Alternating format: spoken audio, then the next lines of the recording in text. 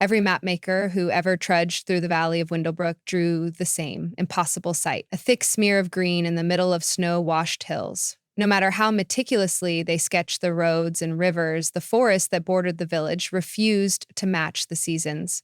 Oaks kept their bronze-flecked crowns, birches glimmered silver and jade, and pines wore needles so lustrous they looked newly painted each dawn. Travelers chalked it up to some eccentric climate pocket, but the villagers of Windlebrook carried an older truth, one not found on any chart. They said a spirit dwelled among those roots and branches, not a fearsome demon or a fickle sprite, but a quiet guardian who bartered in the strangest of currencies. Each autumn, when forests elsewhere crackled beneath drifts of gold and scarlet, the spirit appeared to swap the leaves that should have fallen for something invisible yet valuable. Secrets of joy. Give the spirit a memory, a realization, or a tiny ecstatic understanding, and in return, the leaves stayed fastened. Winter arrived, but the canopy remained.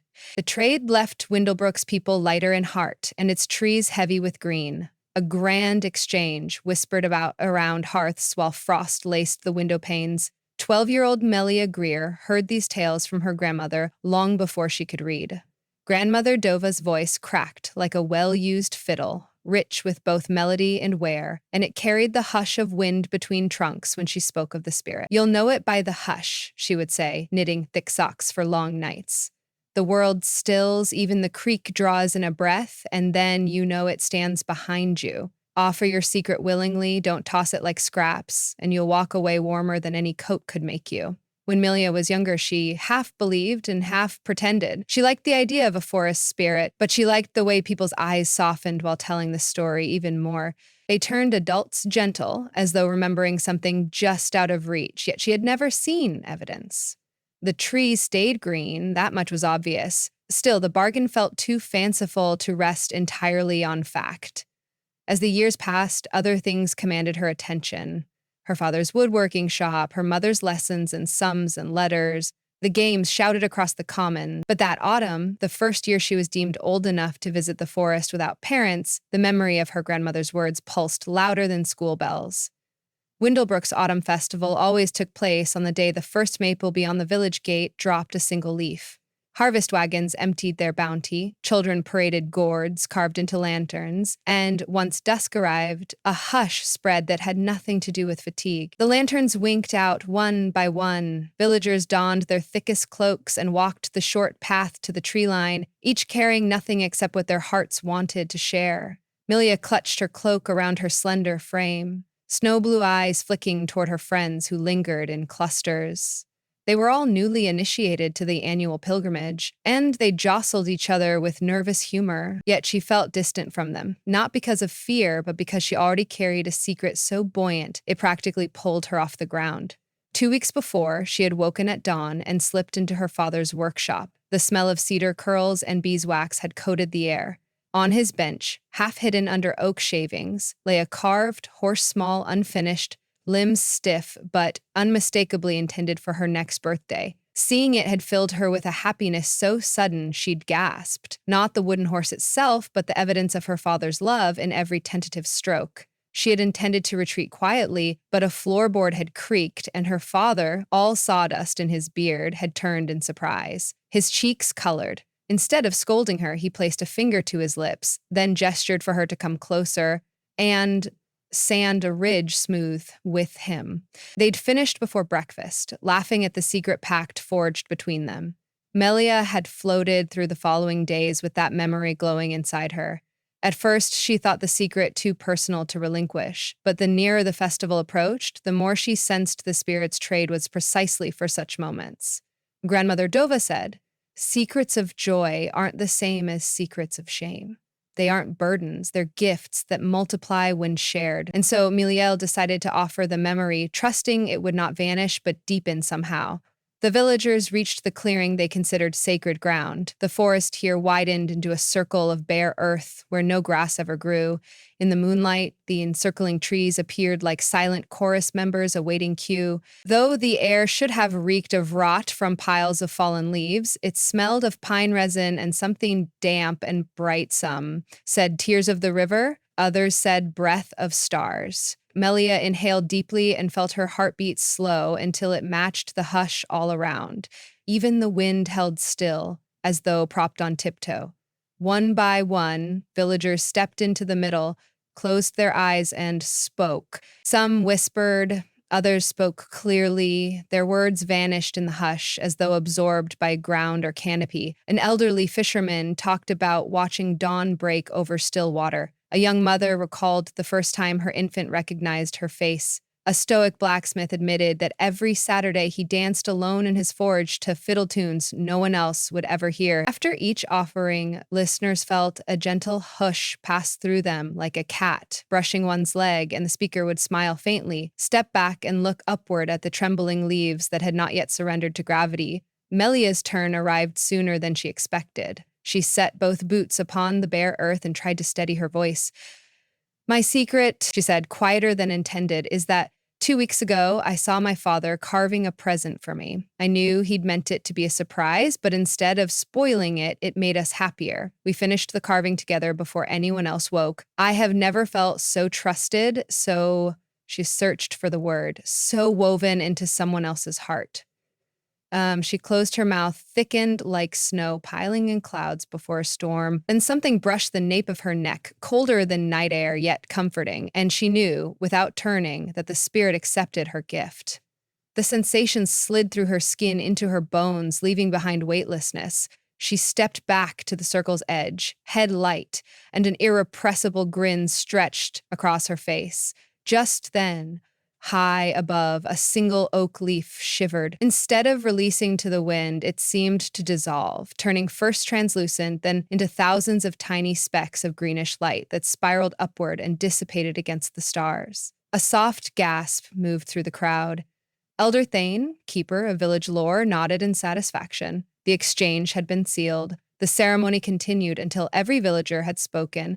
Sparks of leaf light stitched the night sky like transient constellations. When the last secret floated away, silence remained for several heartbeats longer, as if gratitude itself needed room to grow. Then the wind returned, mild and playful, tossing everyone's cloaks. All at once, laughter broke out. The villagers hugged, ruffled children's hair, wiped happy tears. They turned toward home, leaving the clearing empty of footprints. Even the soil seemed to erase their impressions as they walked. On the path back, Melia felt she could run for miles without tiring. She caught up to Grandmother Dova, who leaned on a cane carved from lightning-struck ash, yet walked with surprising speed. "I felt it," Melia exclaimed, "like someone took my memory and polished it." Dova's eyes twinkled. "That's the trade. You think you lose something, yet you gain its shine." Over the next weeks, winter clamped down on the valley. Snow buried fence posts, and breath crystallized the moment it left one's lips. But the forest stayed green, so intensely green it seemed lit from within. Birds who should have migrated lingered, finding shelter among full branches. Hunters noticed deer moving more calmly, almost companionably between trunks. And in Windlebrook, despite the biting cold, people smiled more. Strangers offered help before being asked. Grudges thawed faster than candle wax. It became commonplace to hear laughter drifting through chimney smoke at odd hours. Yet joy is not a static possession. It wishes to be shared anew, or else it stagnates. By midwinter, Milia's secret began to itch, not with regret, but with an urge to ripple outward again. She had told no one except the spirit, and though she cherished the polished glow inside her, something insisted it was not finished changing shape. An idea sprouted while she shoveled snow outside the workshop. She found her father inside, sanding the legs of a rocking chair. Sunlight bounced off the snow through the windows, scattering diamonds across wood grain. "Papa," she said, "would you help me carve something? Something small, but not for me?" He lifted his eyebrows. "Of course. What have you in mind?" "A toy horse. Like mine. I want to give it away." He paused, reading her face. She could not explain the whole truth, but she tried. "When we made mine, it felt like the best secret. I think someone else needs that feeling too." Without hesitation, he cleared space on the bench and gestured for her to choose a block of cedar. They worked side by side for days. She guided the knife with growing confidence while he handled the trickier curves. Every pass of blade released sweet smell and silent language between them. like birds passing twigs to build a nest. When they finished the horse, polished until its coat gleamed, Melia wrapped it in a scarf and visited the village's weaver, Miss Hemsley, who had recently lost her husband. The woman's eyes were red-rimmed but gentle. Melia offered the bundle wordlessly. Inside, the cedar horse glowed golden. The widow's breath hitched. In that moment, Melia felt the same hush as in the forest, brief but unmistakable, as if the spirit looked through her eyes and nodded approvingly. From then on, a strange momentum gathered. Other villagers began creating and gifting small tokens, unprompted, as though carried by an invisible current. A jar of preserved berries left on a windowsill, mittens knitted for the mail carrier, a song composed for the baker and sung while he kneaded dough. Each time the giver described feeling that hush, that brush of cool assurance, whispers spread. Maybe the spirit had not stayed among the trees, but wandered into the village itself, weaving an unseen pattern. Grandmother Dova, shrewd as a raven, addressed the matter during a community supper held in the longhouse. The forest spirit trades leaves for secrets of joy, yes, she said, her voice carrying over clatter of plates. But that's only the first bargain. We carry the second. She thumped her cane for emphasis. Our lighter hearts aren't meant to float idly. They're meant to lift others. Elder Thane added, a secret given becomes a gift multiplied. Let the forest keep its green. Let us keep the giving. Nobody needed further instruction. The village's winter transformed into a festival of continual quiet generosity. Snowmen appeared overnight in doorways with coal smile notes reading, "You are loved." Music drifted from porches at dusk. Children sneaked parcels of hand-pressed candies into coat pockets of stern old men, who subsequently walked around blinking in baffled delight. Meanwhile, the forest watched. Hunters reported seeing no fallen leaves, even when storms rattled branches so violently they feared trunks would snap. In the darkest part of January, a blizzard swept over the valley, burying roads chest high. When dawn broke, the village awoke astonished. The forest canopy bore almost no snow. Where drifts should have crushed boughs, branches shook themselves clean, glinting green as summer. Some claimed they saw orbs of faint emerald light weaving through trunks during the storm, as if the spirit itself knit shields of wind. Yet not every heart was effortlessly lifted. There was Rowan Pikes, a young tanner who rarely spoke and never smiled.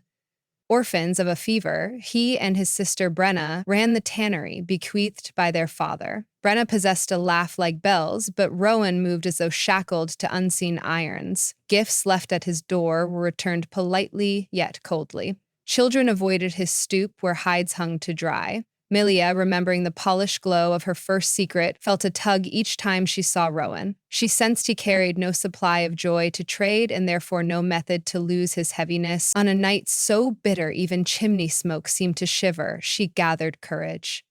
She tucked her wooden horse into her satchel, her father had added a tiny leather saddle to it, and walked through ice-sharpened wind to the tannery. Rowan answered her knock, eyes shadowed. Melia's cheeks burned from cold and nerves, but she cleared her throat. I brought you something, she said, pulling the horse from her bag. He stared, bewildered. Why? Because you haven't taken any gifts, and because, her voice caught. Saying her secret for a second time felt like stepping onto uncertain ice, yet she pressed forward. Because when I made this with my father, it was the happiest I'd ever felt. When I give it, I feel that happiness all over again, and I want you to feel it too, even if only a little. Roman's gaze softened, but tears did not come. They'd frozen somewhere deeper. He reached out, running a thumb along the horse's arched neck. Thank you, he said, barely audible. Melia felt the hush explode like fireworks in her chest. It flooded the small entryway.